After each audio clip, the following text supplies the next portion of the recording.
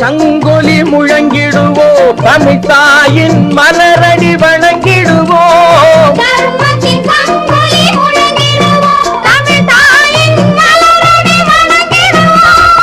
அமைதியை நெஞ்சினில் போற்றி வைப்போம், ஆனந்த ஜோதியை ஏற்றி வைப்போம். ஆனந்த ஜோதியை ஏற்றி வைப்போம்.